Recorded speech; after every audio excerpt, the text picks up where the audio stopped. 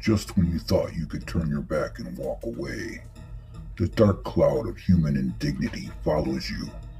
You have no choice but to turn and look it in the eye. It's the sex offender hit list.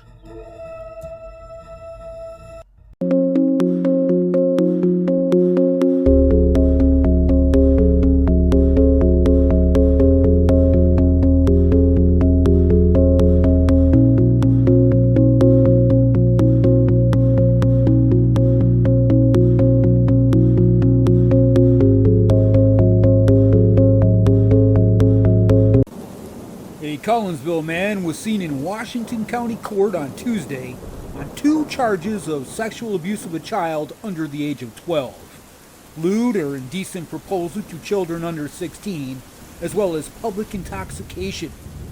During a forensic interview conducted on May 15th, the victims alleged that Roger Lewis had inappropriately touched them on multiple occasions.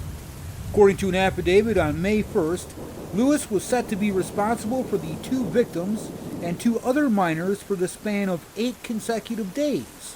And during that time, Lewis is accused of sexually assaulting 2 of the minors on more than one occasion and exposing himself at least once.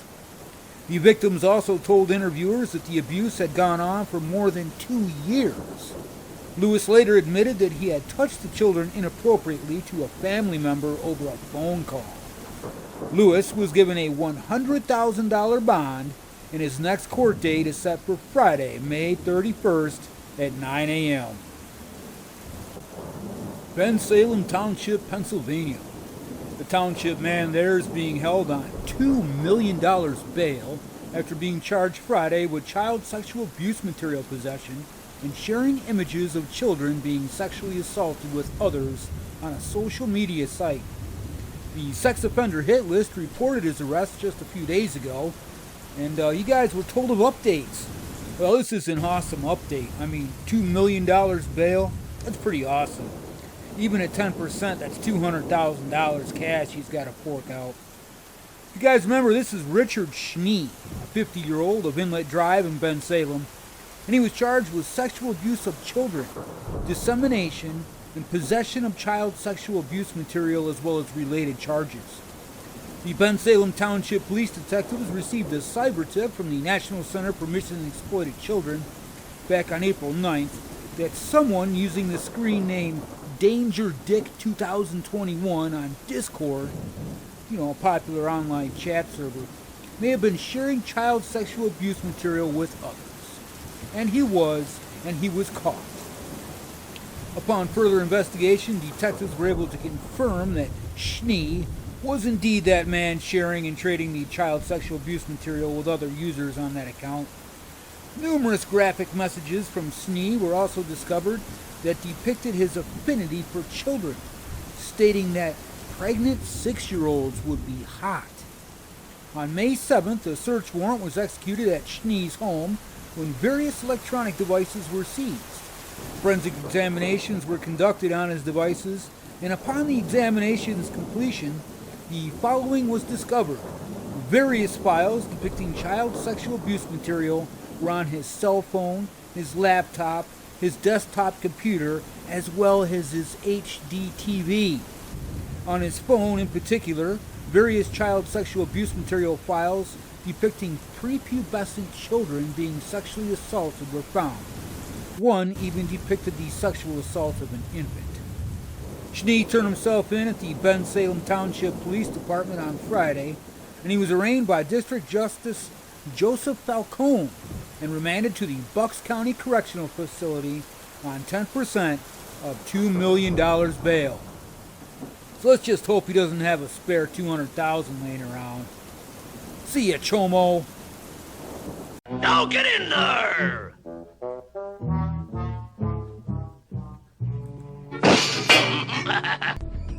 2 people have been arrested after allegations of sexual misconduct with children, as well as neglect. This is according to the Charlotte County Sheriff's Office. On April 14th, the Charlotte County Sheriff's Office responded to a call from a woman who said that her granddaughter's friend may be a victim of sexual abuse. Well, according to the sheriff's office, the child protective investigator with the DCF responded to the home of the victims, accompanied by the police. And a woman started screaming from inside the property saying to get off, and that she was going to contact a lawyer and get away from the house. All kinds of crap. She was just screaming like mad. Well, they didn't have a warrant, so the following morning, detectives met with the alleged victims at their school to get some more information from them. Both the children told deputies that a man there was inappropriately touching them, who was later identified as 28-year-old Cody Douglas Meredith. The children also said that they had told the girl there, 34-year-old Tiffany Janeth Miller, of Meredith's inappropriate touching, but she took no action to put an end to it, and she didn't contact the police. She didn't do anything. So on April 23rd, detectives with the Major Crimes Unit arrived at Miller's home with a search warrant this time, but she refused to open the door and ignored all the communications. So after more than an hour trying to get Miller to cooperate, deputies began to make a forced entry into the residence. At that time, Miller finally opened the door and exited. While deputies attempted to detain her in handcuffs, she was actively resisting. Well, Meredith was arrested on 2 counts of lewd and lascivious molestation. Miller was arrested on charges of failure to report abuse, as well as 2 counts of child neglect. Both were transported to the Charlotte County Jail. Miller has since bonded out, and Meredith is being held with no bond. Now we're going to head over to Montana, where a Scott City man was arrested in connection with an investigation into child sexual abuse material. The Scott City Police Department released this on Tuesday. That news release from the department said Philip Lawrence of Scott City was arrested after officers learned that he was in possession of child sexual abuse material images and was keeping the images on his computer. Officers made contact with Lawrence at his house, and he reportedly admitted to possessing nude images of a child. He was then charged with possession of child sexual abuse material, a Class D felony. Well, he's now being held on a no-bond warrant at the Scott County Sheriff's Department, awaiting court. See ya, Chomo. Yeah, my mother told me there'd be days like this. Indiana. An Arizona man accused of sexually abusing a child was arrested in Gibson County after a manhunt. Around 9 p.m. on Saturday, deputies were called to a home on South Meadow Lane near the town of Johnson to investigate a report of a sex crime. Well, the deputies arrived at the scene and began investigating and said they found probable cause that a child had been sexually abused. After gathering all the evidence, there was a manhunt to find 36-year-old Matthew Ort of Arizona. And following an 8-hour search, they found him. Ort was found at an Evansville area hotel, and he was taken into custody. Ort was arrested and booked into the Gibson County Jail and is being charged with sexual misconduct with a minor.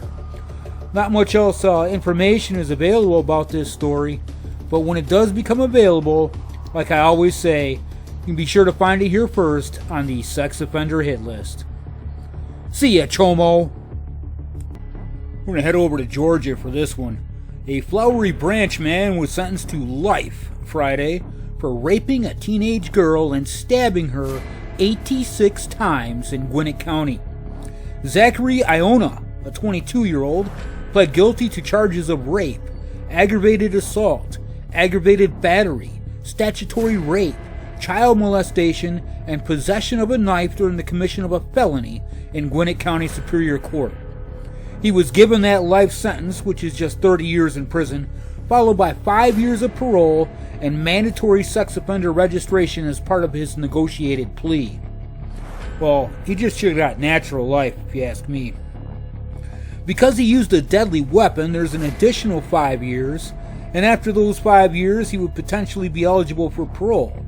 By then, he'd be about 57 years old, said Marcus Garner, the spokesperson for the Gwinnett County District Attorney's Office. The 15-year-old victim met Iona on Snapchat in February of 2022 The teen agreed to allow the defendant to visit her at a home in Hodgson, and then the defendant arrived with rolls of duct tape, a rope, and a knife. He bound the teen's hand and covered her mouth with tape, and then he raped her. And during the sexual assault, he began stabbing the teen in the face, the torso, her neck, arms, and her legs, pretty much everywhere, and then he left her for dead and ran. Well, the teen managed to crawl to her phone and call for help. She was rushed to the hospital where doctors found at least those 86 stab and cut wounds on her body. Police were able to identify the suspect from a photo on the teen's Snapchat. And then they searched Iona's car and found the duct tape and the rope, as well as a bunch of blood. During the plea, the teen told the judge that she had just graduated from high school and considers it a blessing to be alive. It sure is. And these stories touch my heart.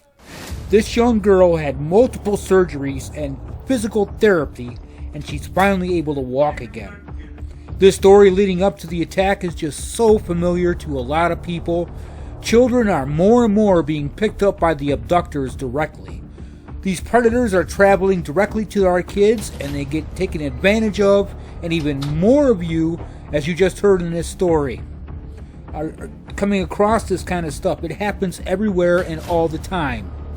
Parents, please check your children's devices and don't hesitate to tell them why. And remember, awareness is key. I'd like to know what dirty stool pigeon squealed on me.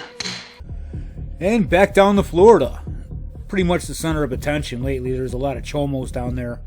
A federal judge sentenced a former Lauderdale-by-the-Sea commissioner and fire chief, as well as a volunteer Santa, to 5 years in prison on Wednesday, more than 3 months after he pled guilty to possessing child sexual abuse material. This is James Silverstone. He's now 63 years old, and he was first arrested by the Broward Sheriff's Office last July. His case was later moved to federal court. An arrest warrant filed in Broward County Court on July 12th of last year, prior to Silverstone's arrest, alleged that the ex-official had been sharing child sexual abuse material on a peer-to-peer sharing site. So, the Broward Sheriff's Office detectives wrote that authorities found 93,921 images and videos on his computer, which is only a small portion of what they were able to review. What's that tell you?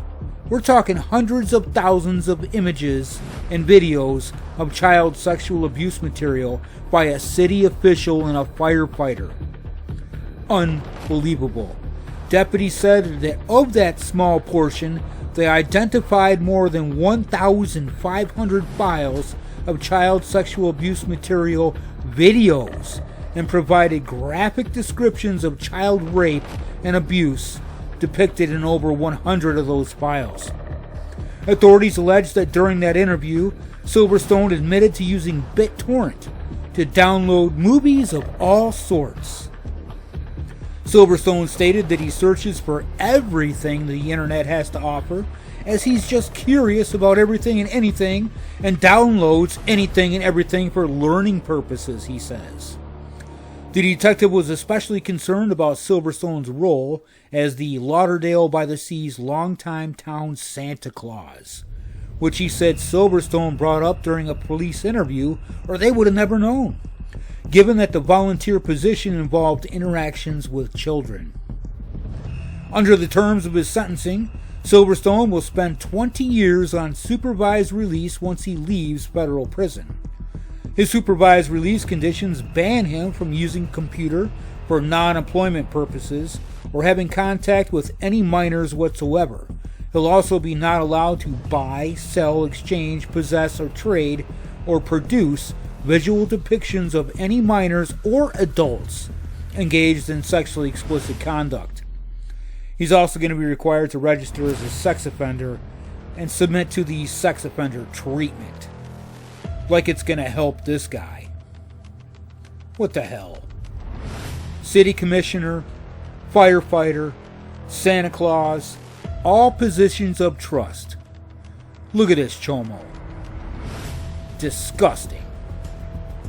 See ya, chomo.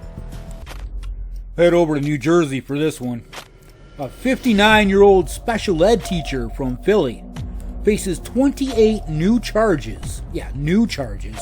After allegedly sexually assaulting at least 14 male students at a New Jersey elementary school where he worked. The Burlington County Prosecutor's Office first charged Vincent Root, this chomo over here, in October of 23 on suspicion of sexually touching 7 students while they were enrolled at Chatsworth Elementary School. At the time, he was charged with those 7 counts of second-degree sexual assault, as well as 7 counts of endangering the welfare of a child. Well, the investigation into Root began back in September of 23 after a student came forward about the defendant's alleged actions during the previous school years. That's right, more than 1 year. He'd been at this for a long time. According to the prosecutor's office, further investigation revealed that Root allegedly inappropriately touched the victims in classrooms over a period of several years, but authorities didn't specify when. So I guess that'll all be brought out in court. Anyways, on Friday, May 24th, the prosecutor's office announced further charges against Root, alleging there were an additional 7 more students that he sexually touched while they were enrolled at the school. And a jury recently indicted Root on 14 counts of second-degree sexual assault and 14 counts of endangering the welfare of a child. Root pleaded not guilty at his arraignment, and he's not in custody for some stupid-ass reason as he awaits trial. Now this pisses me off. I don't understand why they just didn't get a no bail. I mean, you're talking about 14 children here. This is insane. These laws need to change. I'm gonna give you solitary confinement for 99 years. A Lehigh Acres man faces over a century in federal prison, among other conditions, after he admitted to producing and possessing videos and images depicting the sexual abuse of children. The U.S. District Judge Sherry Polster Chappelle on Wednesday sentenced Luis Daniel Fuentes, a 47-year-old, to 110 years in federal prison for producing and possessing videos and images depicting the sexual abuse of children. Fuentes was also sentenced to a lifetime of supervised release and ordered to register as a sex offender, according to the U.S. Department of Justice. Well, after 110 years, I don't see that happening. Fuentes entered a guilty plea back on February 8th, and according to court documents, between approximately August 28th of 2020 and September 27th of the same year, Fuentes used 3 minor victims to engage in sexually explicit conduct. Authorities said Fuentes used his cell phone to produce videos of the minors being sexually abused, and added that he stored the child sexual abuse images and videos on 7 SD cards. Fuentes' cell phone and SD cards were turned over to law enforcement, and a subsequent search of his devices revealed 24 videos that Fuentes had produced of him sexually abusing 3 children, aged 2, 5, and 6 years old at the time. According to the Department of Justice, the SD cards and cell phone contained more than 5,000 images and 17 videos depicting the sexual abuse of children that Fuentes had downloaded from the internet and kept for his collection. You sick piece of shit. See ya, chomo. And back down to another hot spot, Texas. A former Clifton police officer who was sentenced in 2023 to 10 years of probation, which I don't understand. Why just probation, right? For sexually abusing a teen boy in 2017. Well, guess what? He's been arrested and charged with sexually abusing another young child back in 2015. This is David Christopher Bowen, a 35-year-old. He's being charged with sexual assault of a child, a second-degree felony. On September 7th of 2023, the father of the victim told authorities that his son had been sexually assaulted. Authorities started an investigation to determine the victim was indeed sexually assaulted by Bowen, this chomo over here. The victim told authorities that he was at a family member's house in December of 2015 for a Christmas party when Bowen sexually assaulted him. The victim continued, saying that he was frozen out of fear, and this wasn't the first time that Bowen had sexually assaulted him. The McLennan County District Attorney Josh Tettens says his office plans to file a motion to revoke Bowen's probation. Well, you better. I mean, you do it once, you do it again, you're caught a second time, a third time, a fourth time. Why the hell are you on probation to start with when you should be in prison for life? Well, Bowen was booked into the McLennan County Jail on May 28th. He's being held on a $10,000 bond, which is also extremely freaking low. With a bondsman, you can get out for $1,000, and you're just going to walk out and do it again. This is what I don't understand about today's judicial system. It totally sucks. It blows. None of this stuff makes sense. I mean, they're giving drug people more time than they are child molesters. This is totally unacceptable in my book. Completely unacceptable. Because, well, back in June of 23, Bowen was sentenced to the 10 years probation, and he was fined $10,000 in the sexual abuse of a teen boy at that wedding reception back in 2017. And as a convicted sex offender, he's required to register for life, which stripped of his law enforcement credentials because he's, an ex-cop, and had to move from the house that him and his wife lived in for 12 years. Because of its proximity to the schools around the area. Bowen's a former McLennan County jailer, McLennan County deputy constable, and Meriden police officer. Well, he was a police officer with the Clifton police department when he sexually assaulted that 15-year-old back in 2017. You see, as a police officer, you're entrusted with the community's safety. You're taking care of us. You're watching over us. It's to protect and to serve. And for somebody to take advantage of an innocent young child, in this case, 4 boys, this is absolutely why he should be held to a higher standard. Why give the man probation to start with? Look what he went out and did, again. The victim in Bowen's 2023 trial called him the most disgusting human being he had ever met.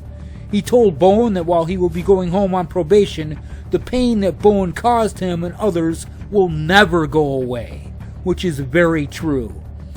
While under cross-examination from prosecutors, Bowen continued to assert that he wasn't guilty. So, you're not even going to accept responsibility for what you did, and you want this jury to have mercy on you? Well, this is what he answered. I don't know how to answer that question. I'm in shock, he said. Well, we're in shock that you're still out here doing this shit again. Freaking chomo. Let me out of here! Let me out of here! Happy birthday, dear Ellie. Now, Ellie, remember, this is our special secret. Okay, Uncle Jim. 1 in 5 children is sexually abused before they turn 18. Make a wish, but remember, it's a secret. Do you know the signs? I just want everyone to go home. Learn more about the risks of child sexual abuse at sapria.org. Say, excuse me, Judge. How many times do I need to show these videos until people become aware? Multiple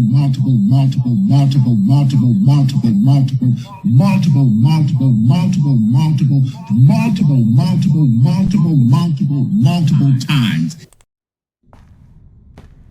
When a child experiences trauma, they can be stripped of their ability to imagine. But imagination is colors. All the colors. Imagination is freedom. And whatever you want it to be. But a child without imagination is not a child at all.